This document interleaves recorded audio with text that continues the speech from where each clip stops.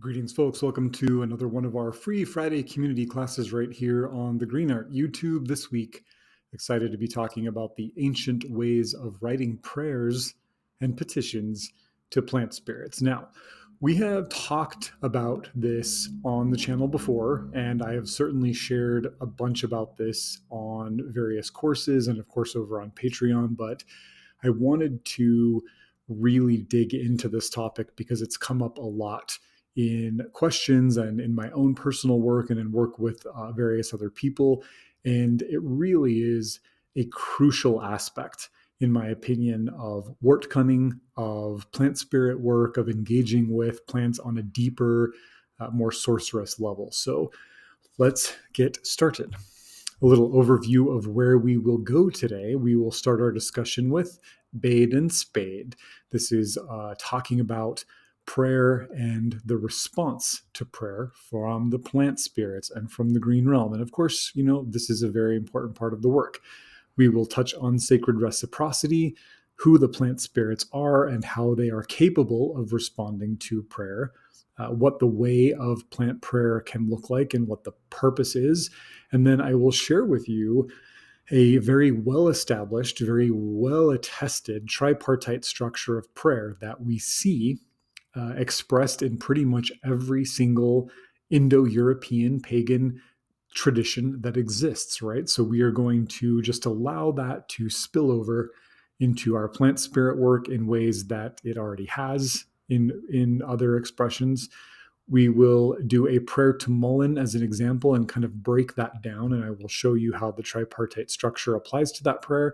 And then I will share with you a simple ritual of opening the ways and end with an invitation to deeper content and deeper aspects. So let's get into it.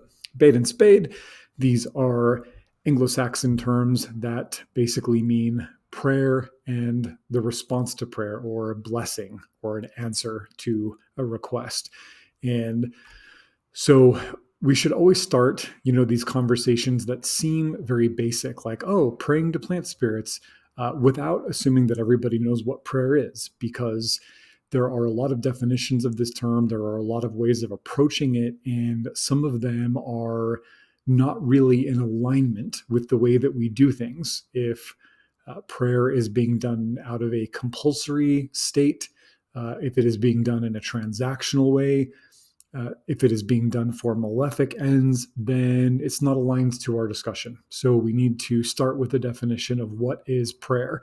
And for me, prayer is the presentation of an intentional ask and an intentional give to other, right?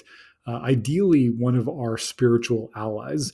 I don't really consider so much that we would pray to another human. I think we would just engage in constructive dialogue and discourse with them, ask for what we need, give what we have. But prayer specifically allows us to speak or reach through the hedge, right? So when we pray, we are engaging with non-human persons like our ancestors, deities, gods and goddesses, plant spirits, spirits of place.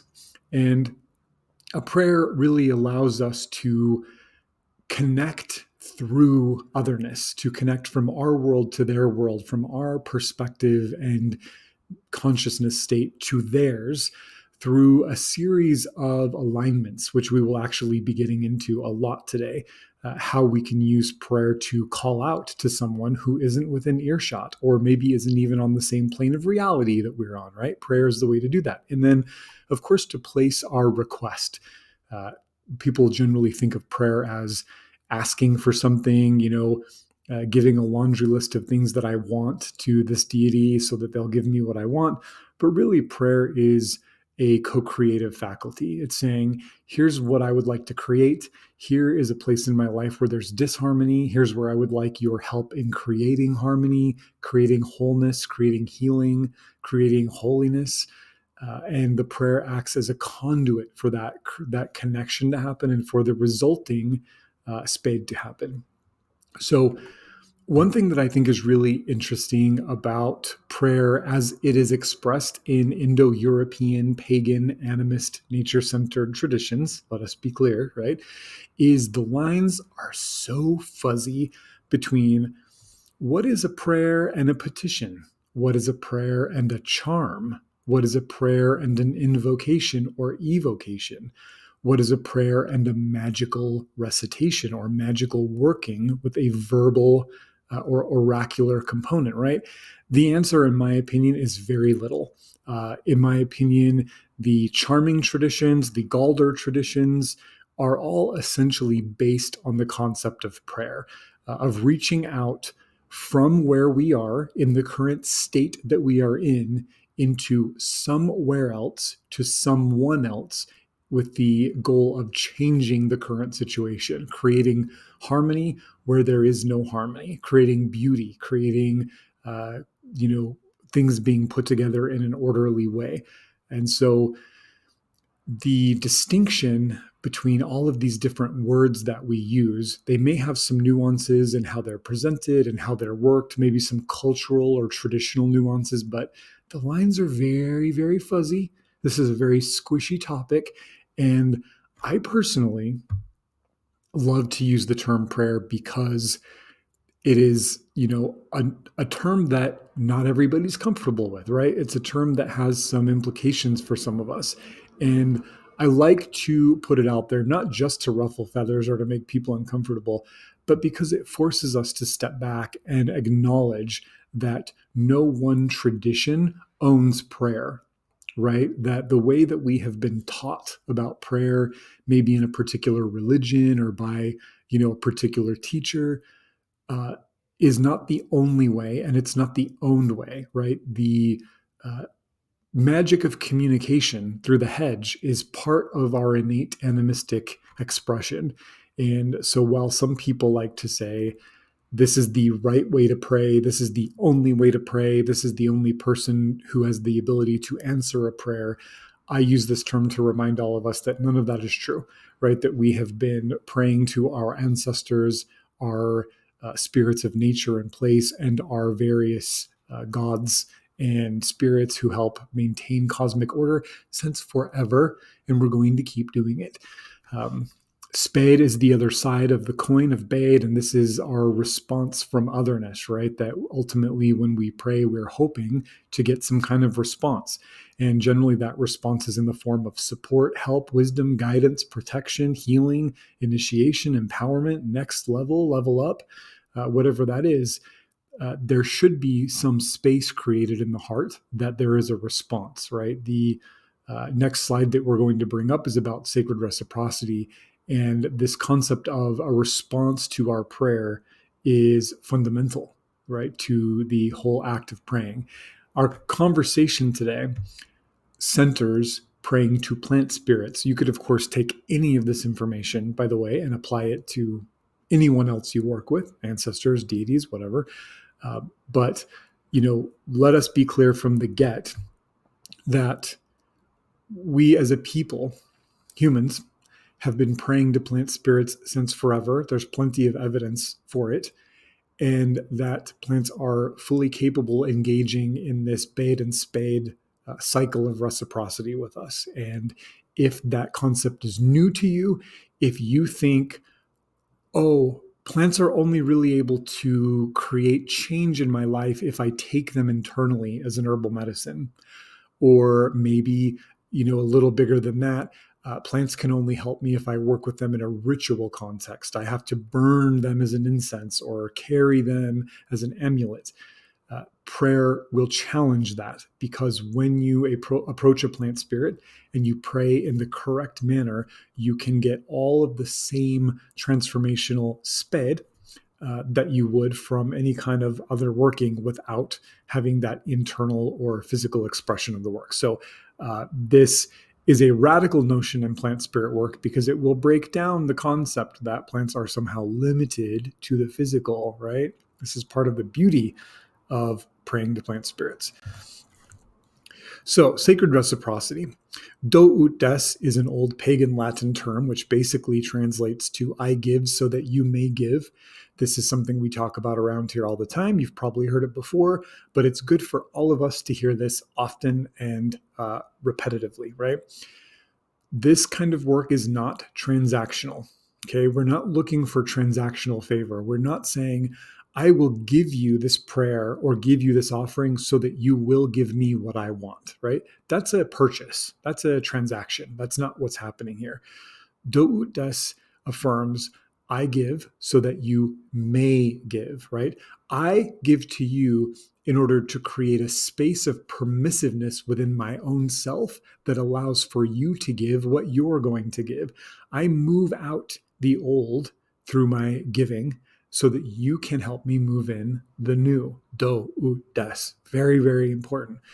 If we approach this kind of animistic prayer work from a transactional favor kind of lens, I'm going to go pray to a pine tree and make an offering so the tree will do this for me, we will see very small result, right? However, if we approach that tree as a powerful being who wishes us well, who wants to uphold cosmic harmony, who understands that, as all plants do, that the more healing we experience on a personal level, the more healing we experience on a collective level, and that we offer that prayer and that offering to the plant to help create a willingness, an ability, and a fluidity for those positive changes to happen, however they might. Okay. The mood is different, the sentiment is different, and the magic flows in a truly profound way. Okay. You can take everything that we cover in this class today and go put it to work. And you will see through the fruits of your labors how powerful this stuff really is. Sacred reciprocity is also a ritual of opening the ways, right? It is about creating relationships, kinships between us and otherness. In our conversation today, we're focused on opening the ways between us and plants, between us and individual plant spirits, and between us and the green realm as a whole, that perspective of reality, which is inhabited by all of the plant spirits. This opening the way process happens because we are giving something through the hedge and receiving something back through the hedge. And that giving and receiving parts the hedge, right? It carves out a little trail. If you've ever been in a meadow or a field or something and have seen that the animals, as they move from one place to another, will carve a line through the landscape, this to me is a really beautiful meditation on Do ut des and opening the ways, of creating a space through repetition of moving forward and backward, that opens the path between us. And the more that we lay this pathway into place, by the way, the easier the work gets and the more deep the work is able to go. So we just get better and better all the time. Bonds of love and trust are forged through sacred reciprocity. We see this in all of the ways that various ancient pagan civilizations were set up, that one tribe would gift to another tribe, one king would gift to another king, in order to create bonds of love and trust. By gifting to you, I tell you that I respect you, that I honor you, that I want to be in kinship with you, and I open the way for you to respond in kind, which then allows you to feel kinship, respect, and connection to me. And then I get to respond to you again. And then you get to respond to me again. And between us, we carve out that line through the meadow of bonds of love and trust. And this is single-handedly probably the most important thing we can do with any of the non-human spirits that we work with to deepen that connection, right? To take it beyond the shallow, beyond the beginning, is engage in prayer and engage in offering. And we're going to cover both of those things here. So we've defined what prayer is, what it is not, how it works. So we also need to define the other part of this conversation, which is who are the plant spirits to whom we are praying, right? The class is praying to plant spirits. So plant spirits are conscious, sovereign, non-human persons. They are fully alive, fully capable of communication. This is completely scientifically proven, by the way. This is not just folkloric conjecture. Even if it was not scientifically proven, I would still present it as ancestral fact, but it is. So we get to hold our ancestral knowledge in one hand and scientific revelation in another, because both of them are affirming of our work in this case. Plants are capable of communication. They are in relationships to each other and to the world around them and to the other beings they share space with. They are capable of communication. They are capable of thought and memory in their own way. And as non-human persons, they have a perspective of nature, the world and the cosmos, the flow of life, the ways of birth and death, the nature of the cycles that is radically different from our own, right? So when we connect to the plant spirits, we engage with their cosmic position, right? Which is that of beings who are simultaneously rooted deep into the mysteries of the dark earth and fruited high into the wisdom and power of the circling skies above. They are very much bridges, pathways, and connectors between the realms, between the ways of being. And so when we work with them, when we do ut des with them, when we open the ways between us and them, we come into contact with their cosmic position, which we can use in service of our own wellness and our communities as well. They are approached as people. When we look at any of the extant plant-based, charming plant-based folklore, the Old English herbals, the Lacnunga, of course, being the greatest of examples, the Neon Huerta Galder within the Lacnunga being the crown jewel of examples of how plant spirits are approached as persons with history, with a intentional desire to engage with the goodness of things. And when we approach them that way, when we allow them to be the persons and the spirits that they are, then they can respond in kind, right? When we approach them as things, as tools, as resources and commodities to be exploited, to be used in service of the exceptional human narrative, that's fine too, because we will limit them to doing just that, right? That's all they will ever be for us. And we're doing ourselves a huge disservice in locking them into that small box.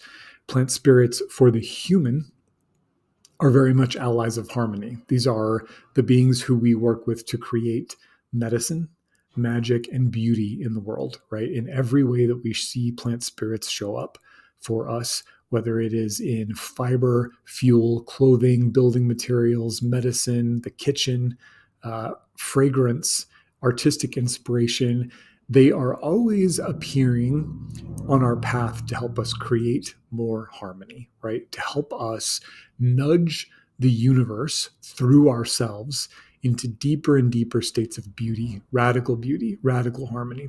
So it's very, very important that we see them as persons, non-human persons who are aware of our presence, who are capable of communicating with us, who hear our prayers and are able to respond to them, and that have a vested interest, as hopefully we do, in creating harmony in the world. Yeah. So the way of plant prayer. First, we have to begin with honoring personhood. If plants are not people, then we are not praying to someone, and there is no one that can respond to our prayer, right? So it's a moot point.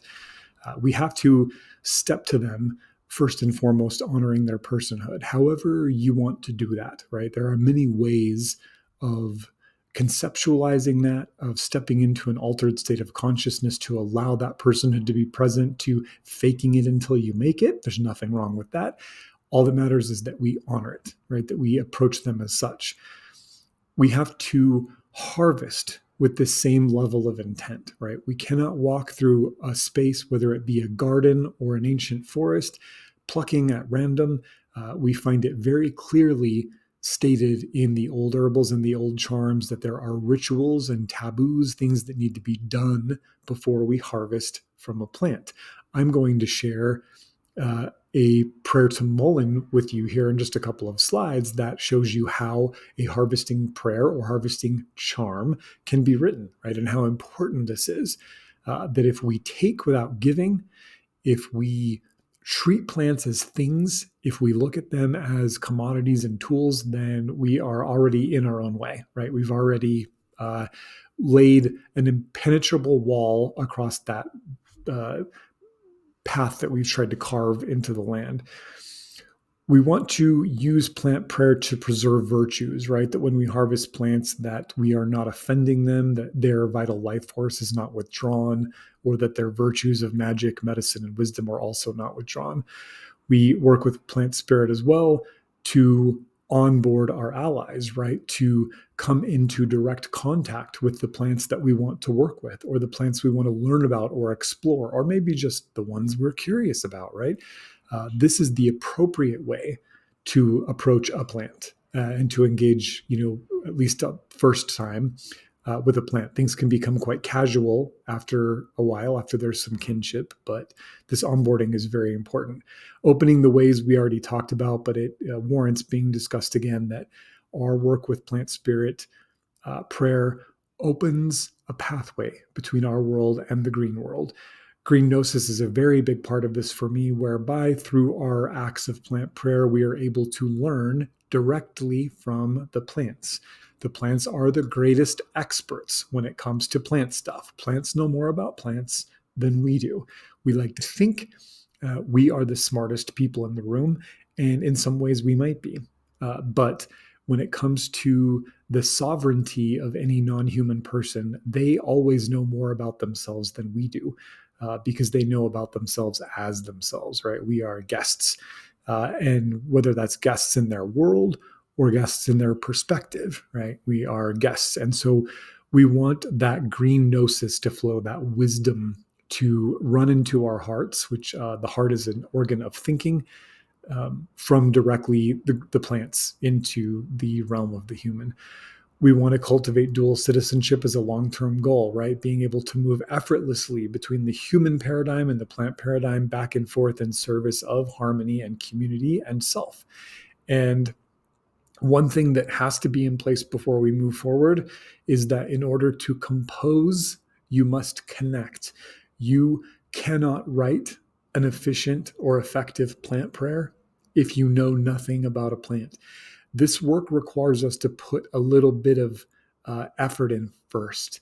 The plants have already made the first step. Their overtures of generosity have already been played, right? They have already given and given and given. So we need to show up first by studying a plant, learning about their names, learning about the folklore, learning about where they grow, learning a little bit of the magic and the medicine.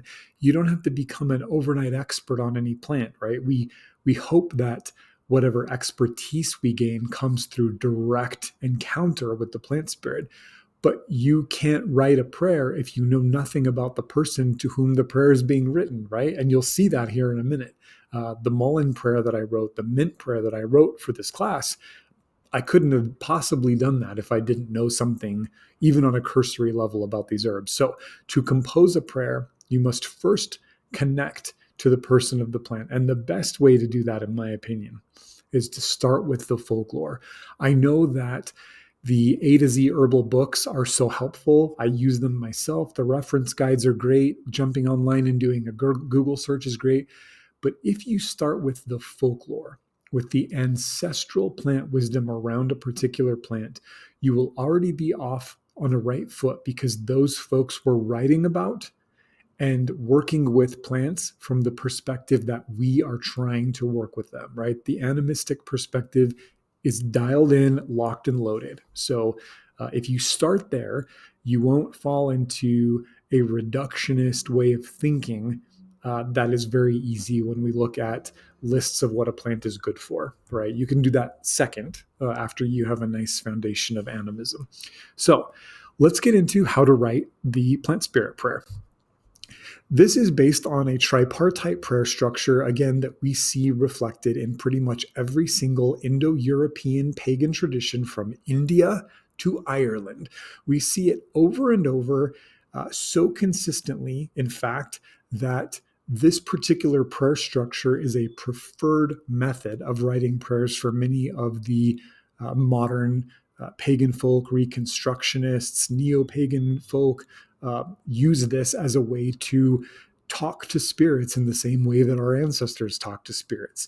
Not only does it give us a historical and an ancestral base to the way we do things, but it works, right? People have been doing this for thousands and thousands and thousands of years because it works. So we are going to continue to do it because it works.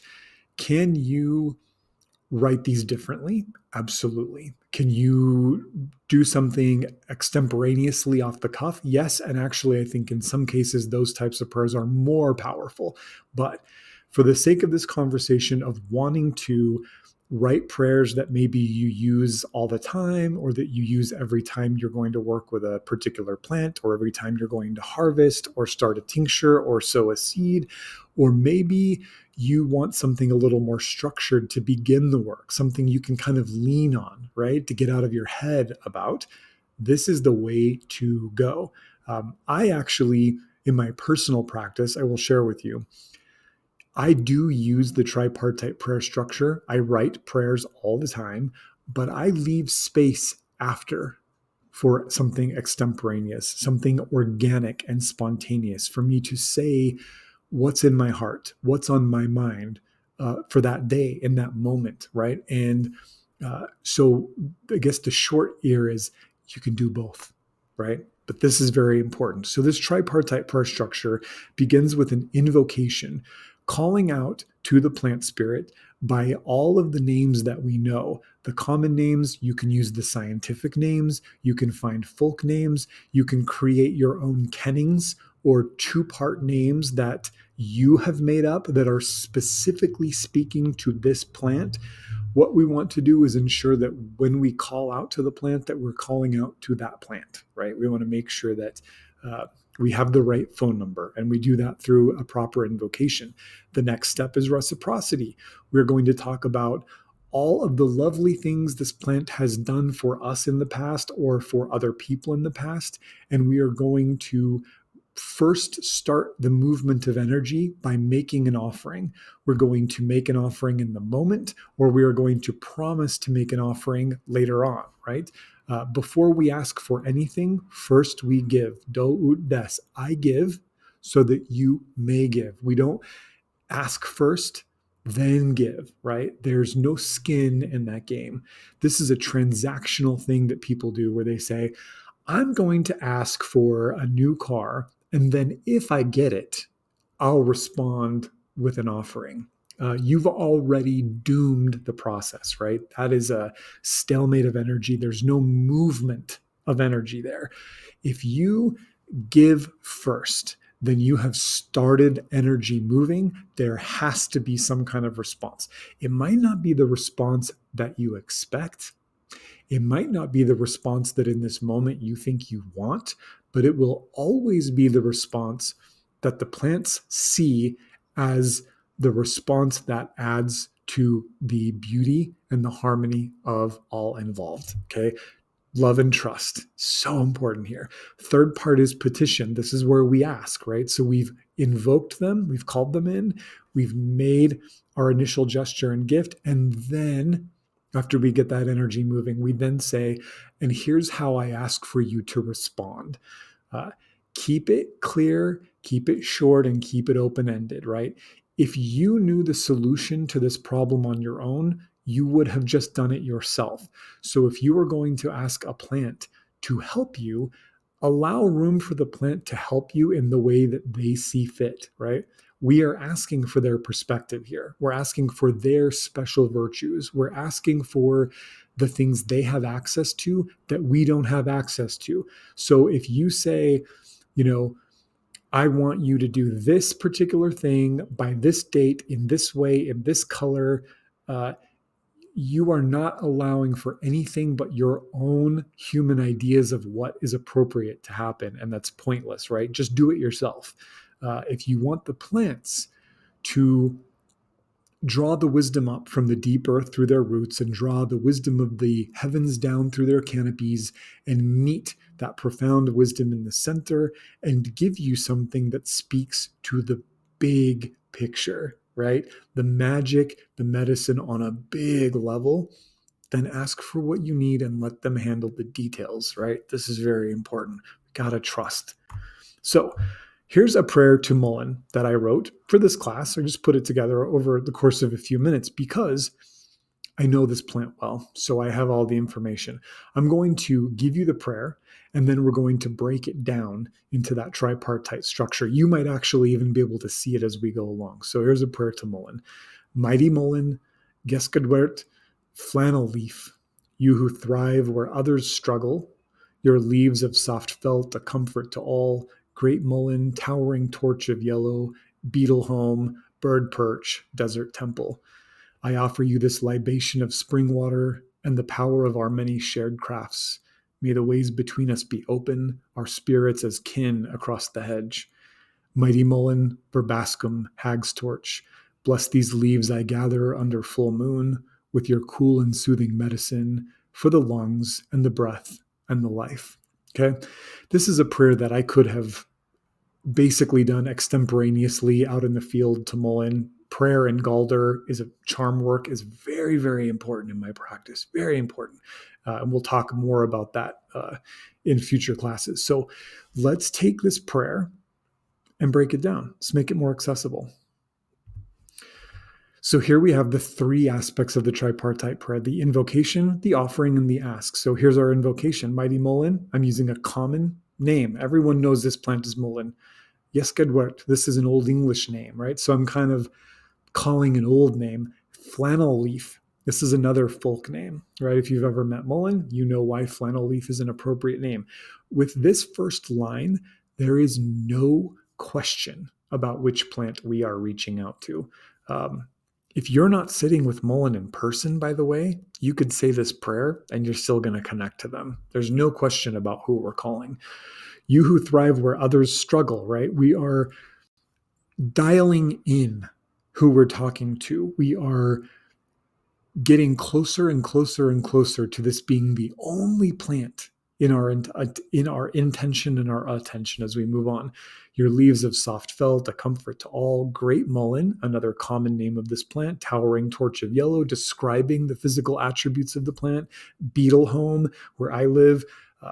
Whenever you go to harvest Mullein, there's always little beetles that live there. Bird perch and desert temple, right? I live in the high desert. This is sometimes one of the only, tall plants that the birds can perch on, where we can go sit and have refuge. So here's our invocation, very, very clear who I'm talking to here. That's important. We move on to the offering. Do ut des, I give so that you may give. So here's the I give. I offer you this libation of spring water, which ideally I gathered by hand, prayed over, blessed, carried in a nice flask or something to the stand of Mullein, and the power of our many shared crafts. So here I'm saying, you and I have worked together for a long time. We've done a lot of stuff together, right? May the ways between us be open. I always ask for this. This is my number one prayer. Our spirits as kin across the hedge, right? So here is a little bit of a two bi-directional prayer, because I'm giving the offering in the moment, but I'm also saying, another offering I can give you is to strengthen our kinship. Like, let me work with you more. Let me work for you more, right? And this is a gift that plants really respond to. And then here's the final part is the you give, right? Mighty Mullein, another time we're using the name. Verbascum, here's we're bringing in the scientific. Hag's torch, another folk name. Here's what I'm asking for.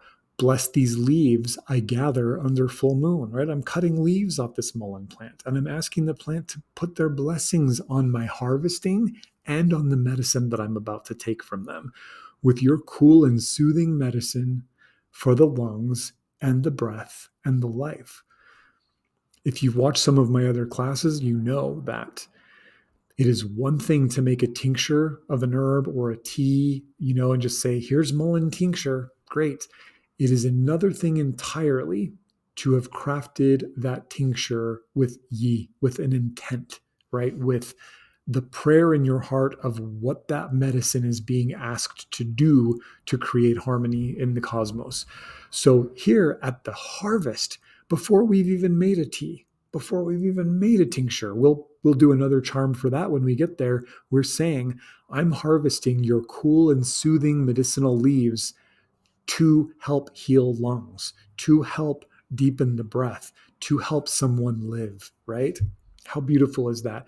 And then we sit and we allow the plant to respond and we drop in and then we harvest appropriately, gathering those leaves reverently with great respect in some cloth, not letting them touch the ground, holding them in our left hand, cutting them with our right. We have so many beautiful rituals around how a plant should be harvested respectfully. You can use any of the ones you find in folklore or write something your own.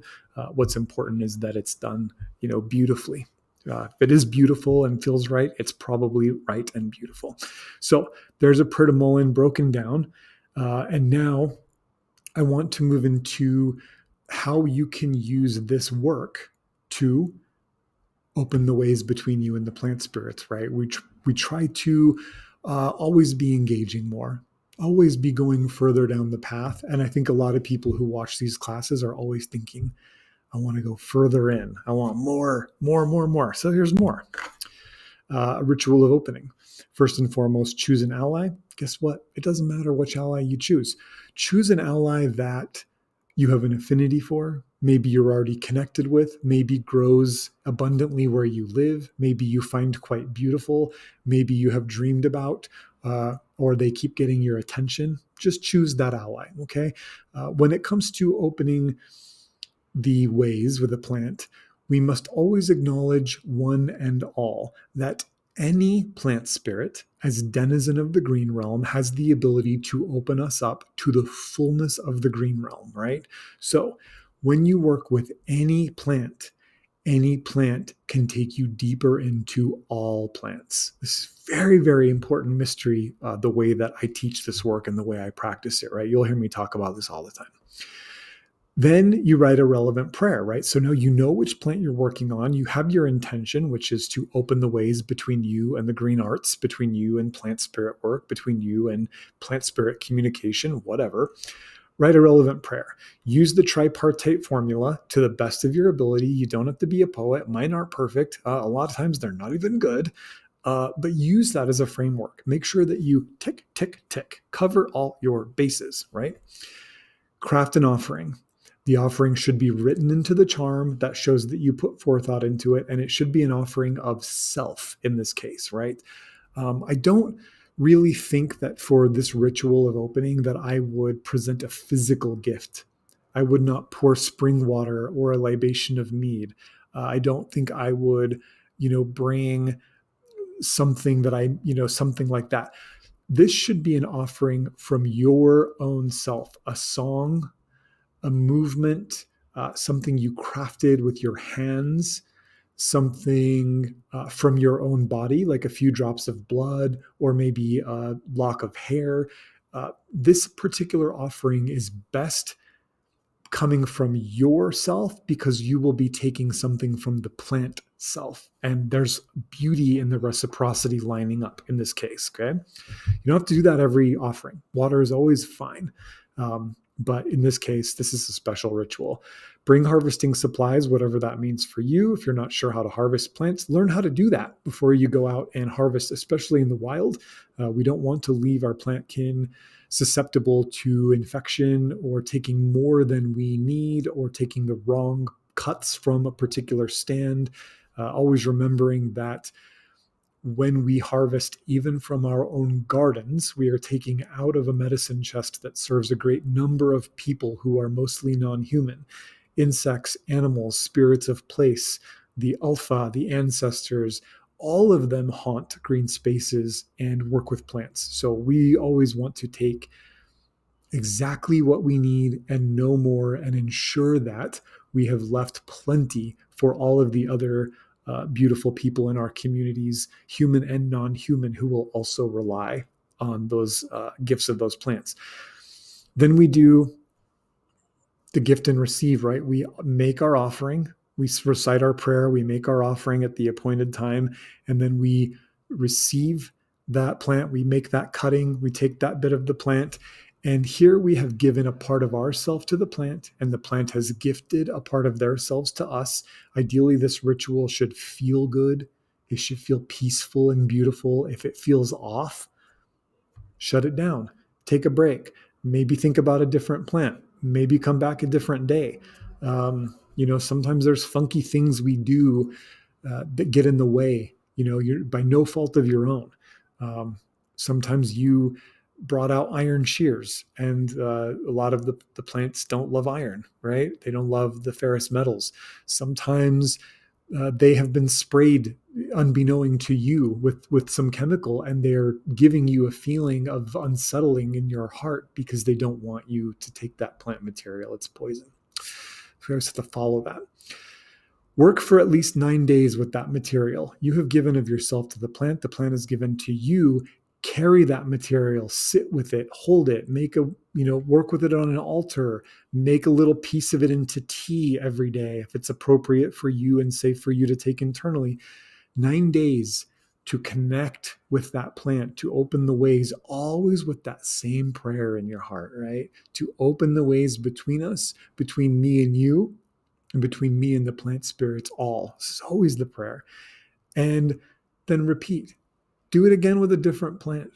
Just do it over and over again. You don't have to do it every 9 days, but you can, at any point, when you're feeling disconnected, or, maybe this is something I like to do every year around Yostra, like around the beginning of the bright half of the year, right? Is choose some plant to do a ritual of opening with, to kind of open the ways for the growing season, to reconnect.